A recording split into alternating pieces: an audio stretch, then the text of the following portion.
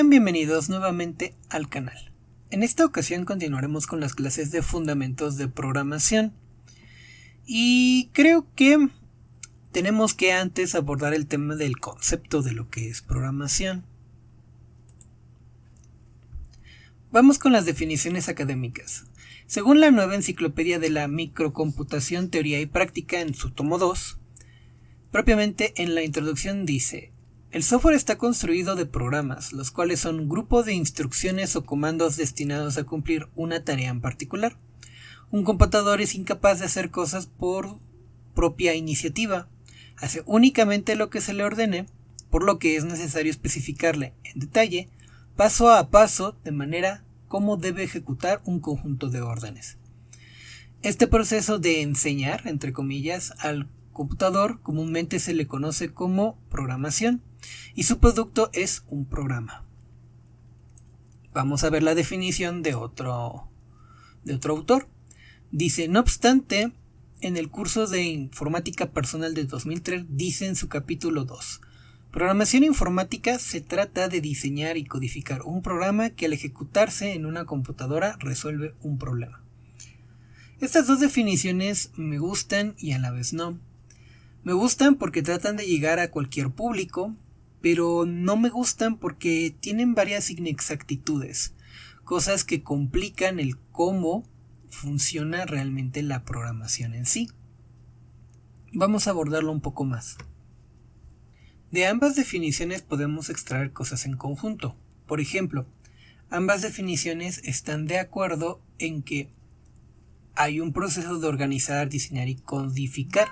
Cuando digo codificar me refiero a escribir los comandos, a lo cual le llamamos programar.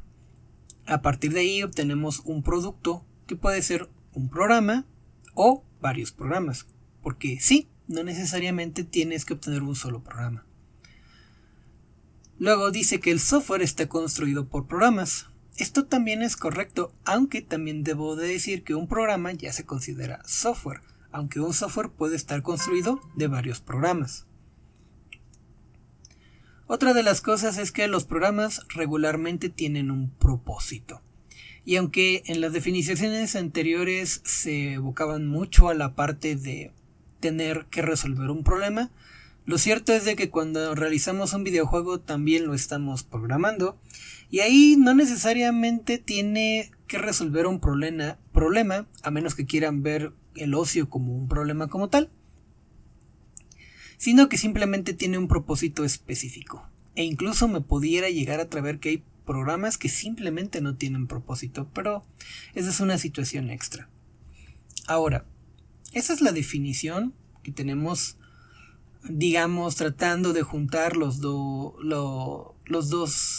autores o los dos libros que acabamos de consultar. Pero, a su vez, tenemos algunas situaciones que tenemos que abordar. Para empezar, para poder programar necesitamos una computadora. ¿Y realmente solamente en una computadora podemos programar? Hay que aclarar ese punto. Para empezar, no nada más en una computadora se programa. El término adecuado tendría que ser equipo de cómputo.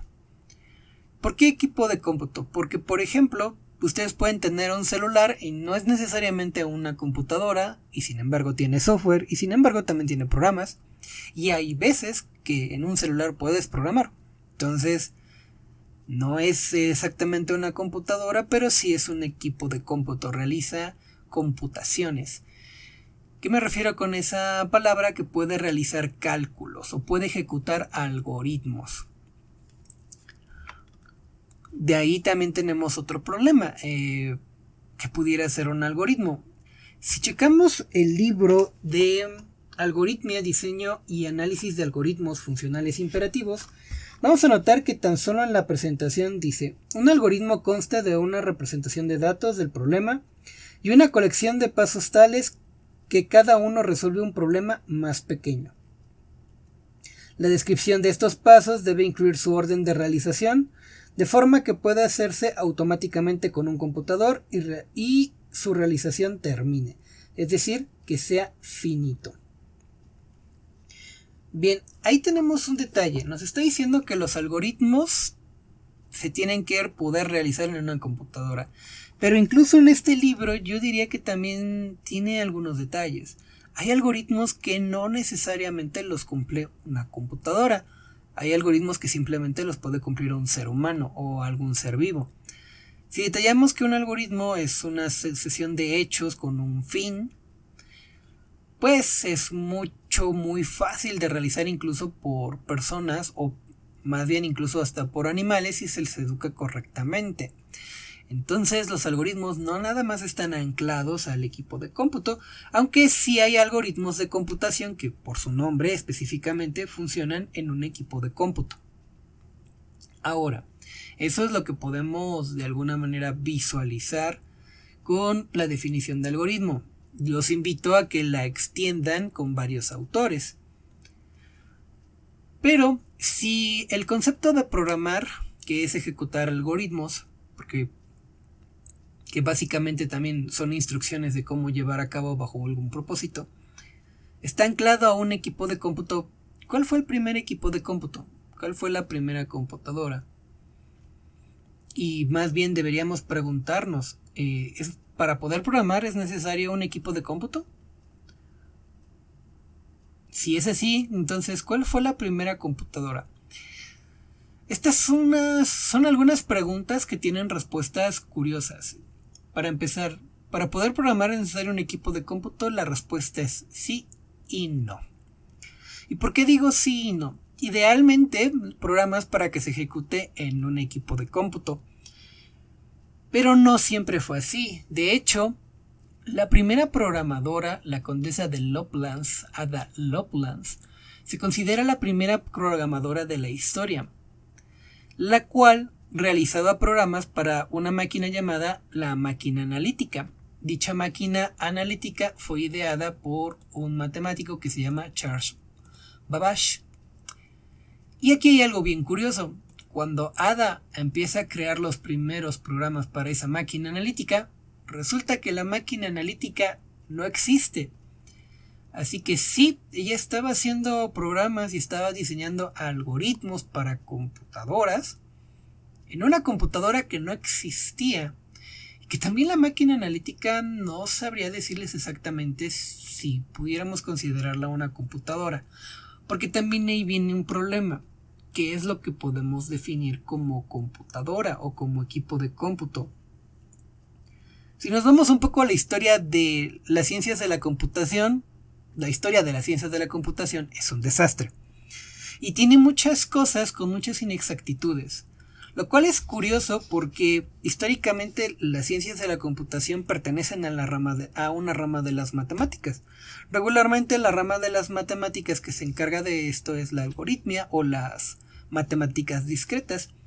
Pero en un principio, las primeras definiciones de la computación se hacían en algo que se llamaba metamatemática o que se llama metamatemática, que es las matemáticas de las matemáticas. Por raro que se escuche. ¿Y por qué afirmo esto? Bien, se supone que los pináculos de la computación o que definen a la computadora como la conocemos actualmente es la máquina de Turing. Aunque específicamente la máquina de Turing fue ideada por Alan Turing, obviamente, para resolver un problema que se le llama el problema de la parada. Tiene un nombre muy difícil de pronunciar en alemán, lo lamento.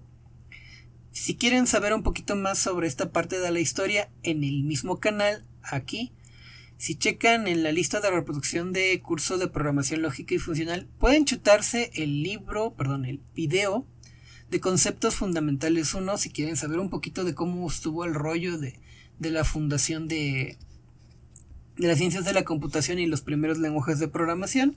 Nada más vean ese video, no se me vayan a los demás, no quiero que se me asusten. Pero el asunto es de que el problema de la parada era algún problema muy popular y se buscaban muchas soluciones. Alan Turing idea esta solución, pero no fue la única solución que se encontró. Su maestro Alonzo Church también creó una solución que se llama cálculo lambda, que casi nunca la mencionamos, pero tiene mucho que ver también con la computación. Y de hecho en algún punto de la historia se vieron estas como ideas contrarias, como sí soluciones al problema de la parada, soluciones entre comillas, ahorita les diré por qué, pero con enfoques completamente diferentes. Y durante un buen tiempo, buena parte de los matemáticos se dedicaban a ver cuál de las dos soluciones estaba bien y cuál de las dos soluciones estaba mal, o cuál era la mejor solución. Y al final, otro alumno de Alonso Church decide, ¿saben qué? Pues no tiene caso que sigamos peleando. La realidad es que la máquina de Turing y el cálculo lambda de Alonso Church son equivalentes. Y se funda una cosa que llamamos la tesis de Turing-Church, que es la que le da la piedra angular a lo que hoy llamamos las ciencias computacionales. Pero el problema es que si ahí la marcamos como el inicio de la computación o de la informática, pues no existían máquinas, no existía la computadora en sí, porque Alan Turing plantea la máquina de Turing como una máquina abstracta, como un ideal, una serie de reglas que debes de seguir con la cual puedes hacer cálculos. Y literalmente él decía, o en alguna vez se menciona que para una máquina de Turing era cualquier persona o ser humano con una hoja de papel y lápiz. Con eso podías hacer una máquina de Turing. Y en el caso de Alonso Church, bueno, pues tenías que tener un poco de conocimiento matemático, pero también podrías hacer los cálculos con papel y lápiz. Entonces, no existía un soporte físico. Y si vemos al equipo de cómputo como un algo que puede ejecutar un algoritmo, y un algoritmo como una serie de pasos con un fin, pues hay muchas cosas que pueden entrar en la definición de equipo de cómputo. Por ejemplo, retomando la historia con Alan Turing ayuda en la Segunda Guerra Mundial para tratar de romper el cifrado de la máquina Enigma de los alemanes. Esta máquina, ustedes colocaban una hoja de papel, colocaban la información que querían cifrar y a través de un proceso que era un algoritmo, generaba otra hoja de papel la cual tenía codificada la información, de tal manera que no cualquiera la pudiera leer, y para tener que decodificarla tenías que ir a otra máquina Enigma, colocarla y automáticamente te daba la información. Bien, pues esta máquina ya la podríamos considerar como un equipo de cómputo porque ejecutaba un algoritmo en sí. Entonces, ¿ya era una computadora? Pero incluso si nos vamos más atrás, porque aquí estamos hablando de la Segunda Guerra Mundial, incluso antes de Alan Turing, resulta que por ahí de 1900 existen estas pianolas, las cuales ustedes con hojas perforadas le podían programar una canción para que fuera tocada en el piano. Entonces, ¿lo podemos considerar como un equipo de cómputo? Tenemos instrucciones, las programamos y tienen un objetivo. Es la definición muy borrosa y la realidad es que las ciencias computacionales, como alguna vez lo mencioné, son un desastre. No estamos seguros de muchas cosas como sucedieron. A pesar de que fueron en el siglo XX, no estamos muy seguros de cómo sucedieron cada uno de los hechos. Retomando, sobre si ustedes se preguntaban sobre Charles Babbage y Ada Lovelace, para que se den una idea, Charles Babbage vivió de 1791 a 1871 supuestamente.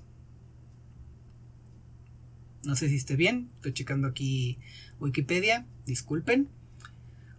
Pero estamos hablando que supuestamente vivió 79 años y hablamos de 1700 y 1800 cuando se ideó la calculadora matemática o mecánica. Y Ada Lovelace, estamos hablando de que ella nació en 1815, igual según Wikipedia, y falleció en 1852. Y lo de la pianola fue en el 1900 y la parte de Alan Turing con Alonso Church fue en 1930, la década de los 30 del siglo XX. Entonces, ¿se dan cuenta de cuántas cosas han pasado? Y si queremos ir un poco más atrás, existió la Pascalina, propiamente una máquina calculadora hecha por Pascal, por Blaise Pascal, que tampoco sabríamos decir si ya se catalogaba como un equipo de cómputo, porque sí podía seguir algoritmos para hacer sumas y restas, principalmente. Entonces, es muy difuso la parte de cuándo comienza la computación. Ahora, si ustedes quieren saber más o menos cuándo hubo la primera computadora como tal, supuestamente una de las primeras computadoras, porque tampoco aquí estamos seguros, fue la ENIAC,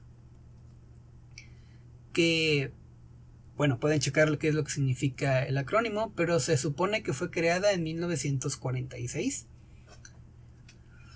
la cual era Turing completa. Regularmente le decimos Turing completa a aquellos equipos de cómputo que son capaces de emular al 100% una máquina de Turing. Vamos a dejarlo hasta ahí. Y pues ahí podemos decir que esa fue una de las primeras computadoras, pero incluso hasta ahí también tenemos una situación, porque si hablamos de la computadora moderna, las computadoras modernas tienen la arquitectura von Neumann, que fue creada en o descrita en 1945 por el físico matemático John von Neumann. Entonces, estamos hablando que en un año se creó la ENIAC después de que se colocó la arquitectura de von Neumann. De nuevo, tenemos partes donde es complicado de comprender cómo sucedió la historia de la computación y la informática en general.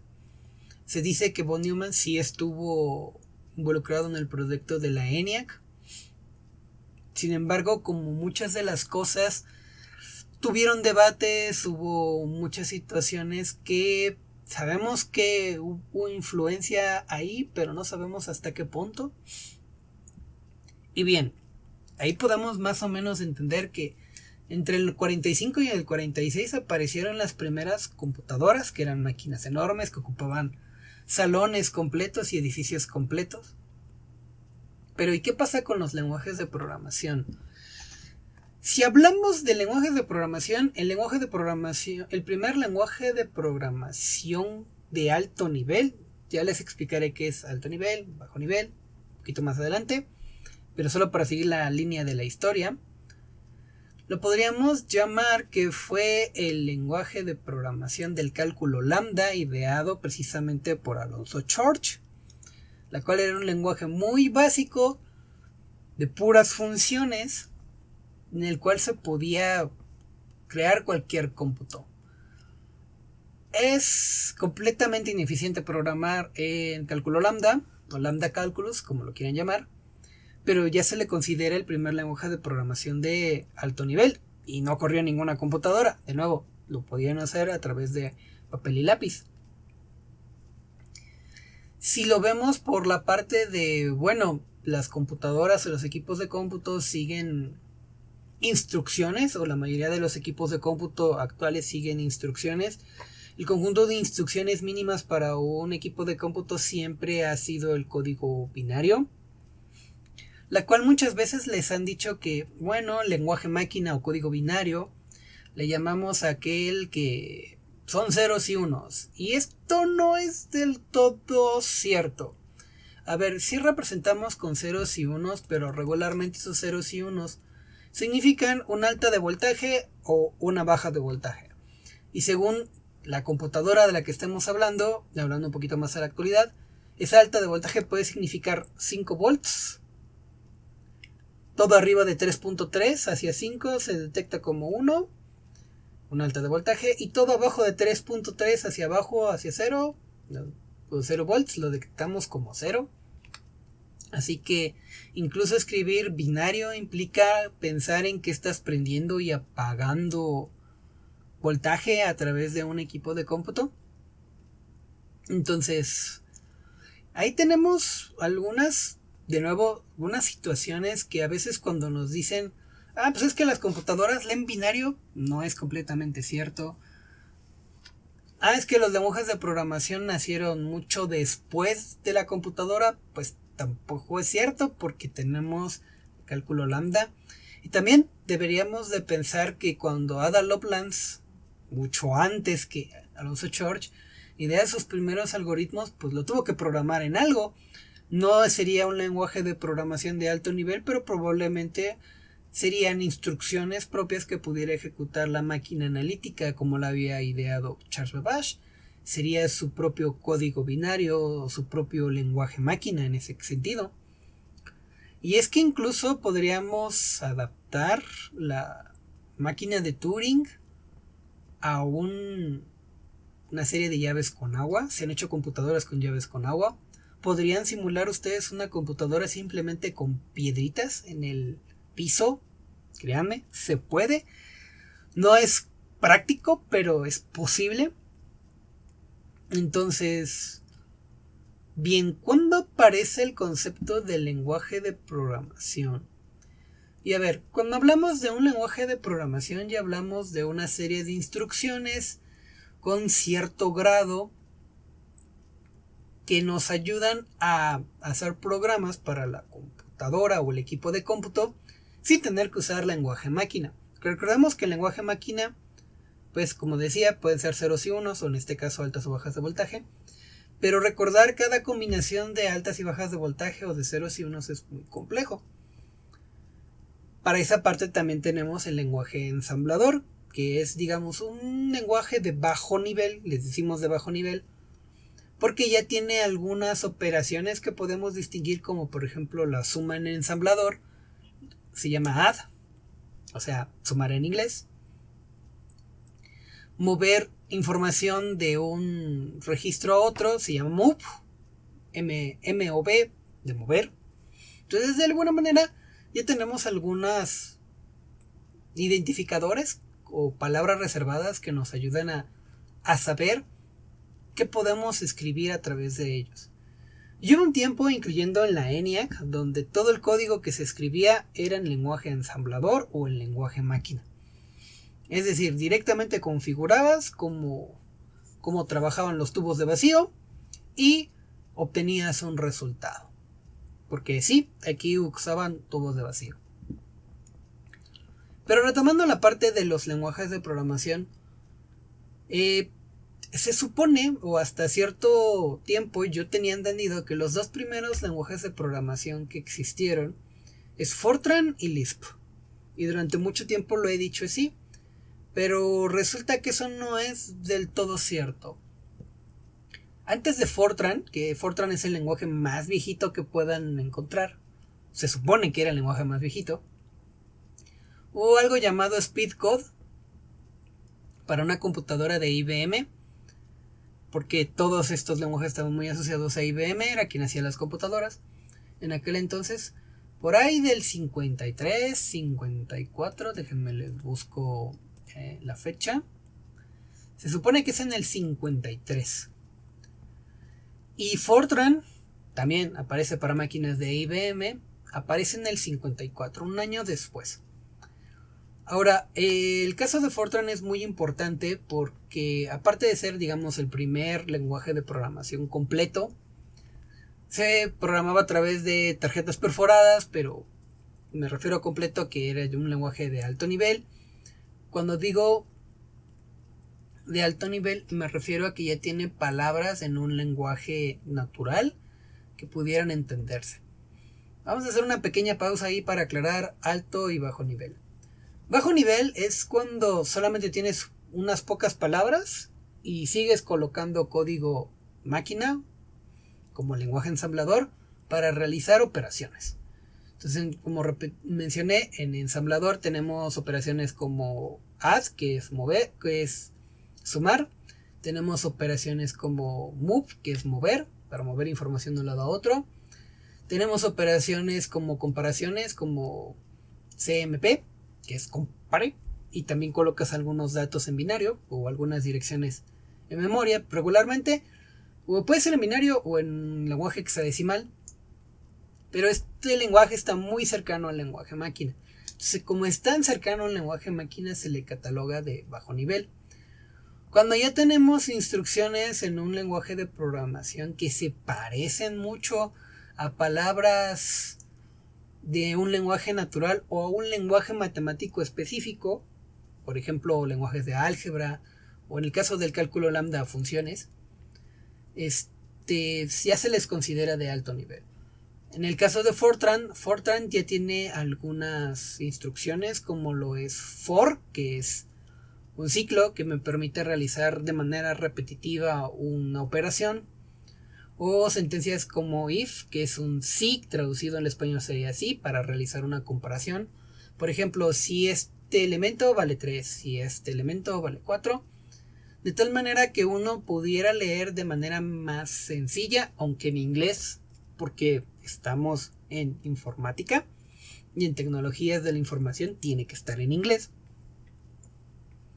Es mucho más fácil de comprender que las cadenas de ceros y unos o los mnemónicos que utiliza el ensamblador para programar. Entonces, retomando, Fortran se marca como el primer lenguaje de programación, que está la duda con Speedcode un año antes. Y un año después, se supone, debe de aparecer Lisp. Ahora, Lisp también primero fue hecho en papel. Y algo que es bien interesante con Lisp es que es radicalmente diferente a Fortran.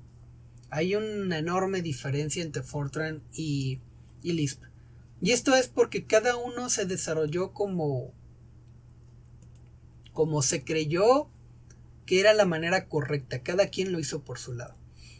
Solo para aclarar, en la parte de Fortran se supone que apareció en el 54, pero en realidad se vuelve comercial hasta el 57. Y Lisp aparece en el 58. Hablo del siglo pasado, obviamente. Pero a lo que voy es que Fortran inaugura una serie de características que muchos lenguajes de programación van a compartir entre sí, a la cual le llamamos paradigma imperativo. Eso significa que aquellos lenguajes que de alguna manera descienden o están inspirados en Fortran son lenguajes de tipo imperativo. En contraposición, Lisp, al ser radicalmente diferente a Fortran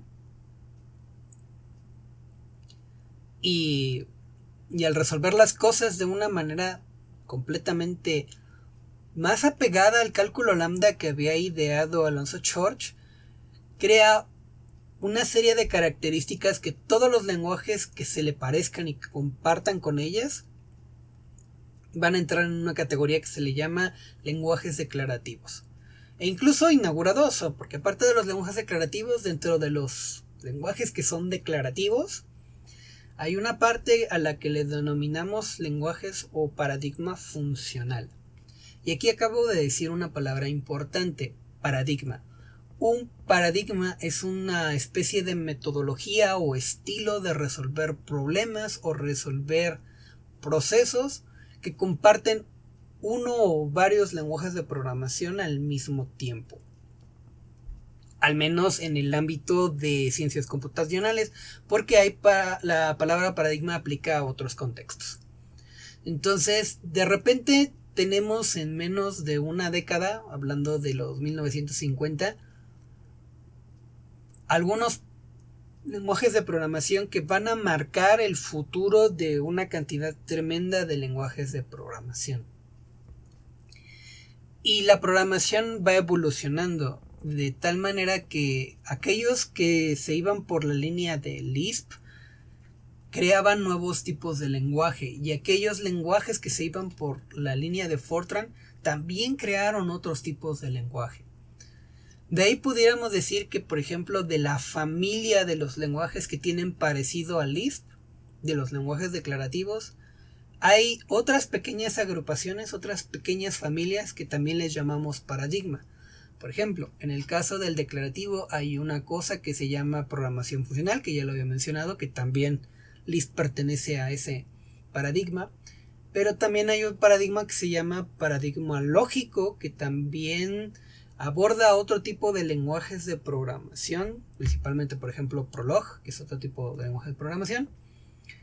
Y también tenemos un paradigma que se llama de datos estructurados o de estructura de datos, que agrupa todo un conjunto de lenguajes de programación diferentes, uno que se llama APL, otro que se llama Fort, que también tienen muchas variantes.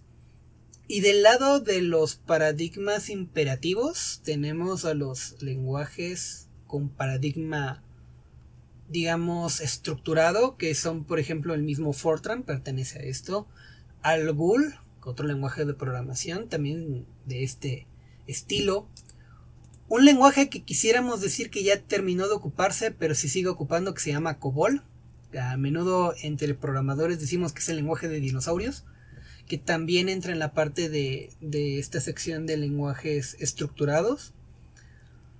Pero la misma programación estructurada evoluciona y cambia, y deciden en algún momento involucrar otro tipo de conceptos, el cual va a terminar, por ejemplo, en los paradigmas orientados a objetos, por ahí de los 70s y 80s.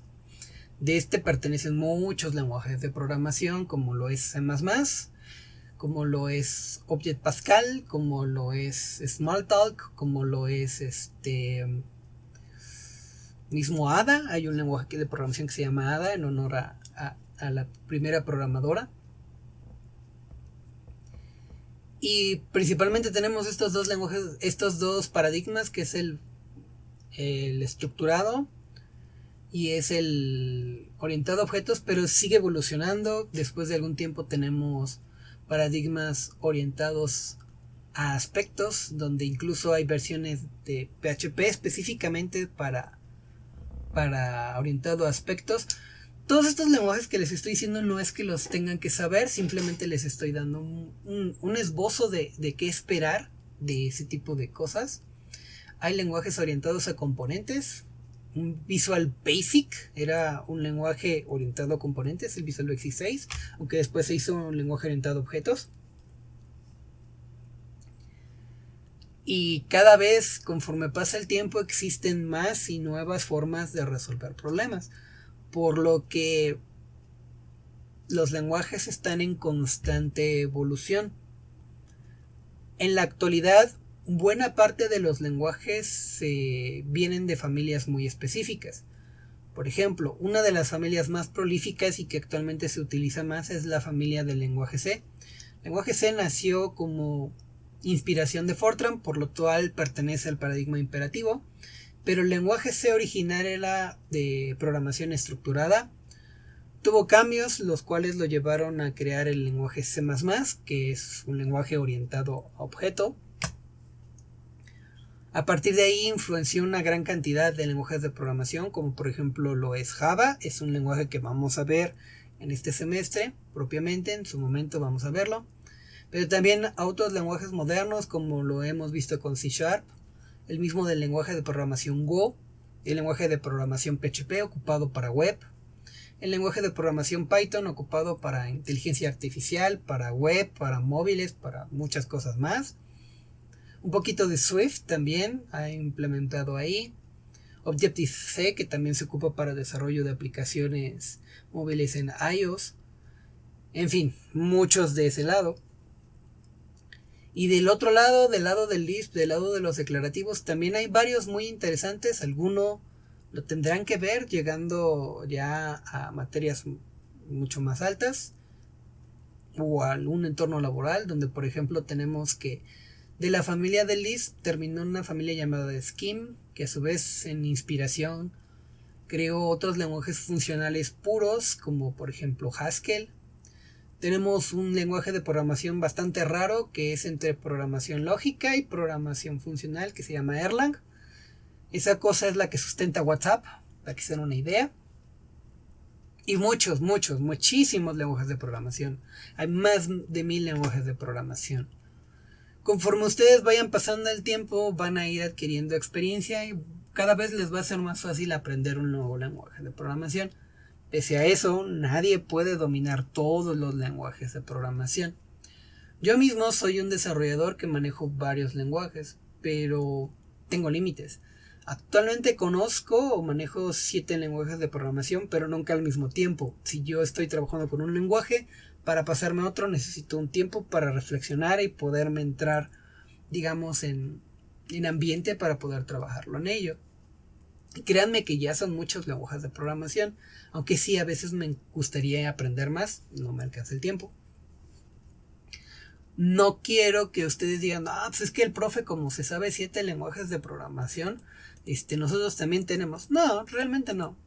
En el caso de ustedes, nosotros vamos a centrarnos en un lenguaje de programación específico, que es en este caso el lenguaje de programación Java, y vamos a hablar del paradigma orientado a objeto. Simplemente de parte de esta evolución y de la historia, pues tienen que saber que a su vez el orientado a objeto pertenece a un paradigma más grande, que es el paradigma imperativo, y que gracias a aquellos programas que se hacían en Fortran es que ahora podemos trabajar en Java con orientación a objeto. Bien, creo que el podcast ya se extendió bastante. Vamos a detenernos aquí. Para aquellos que estén tomando clase conmigo, hay una actividad. Chequenla o se las estaré subiendo en poco tiempo. Para todos los demás, hasta aquí llegamos. Y sin más por el momento, hasta luego.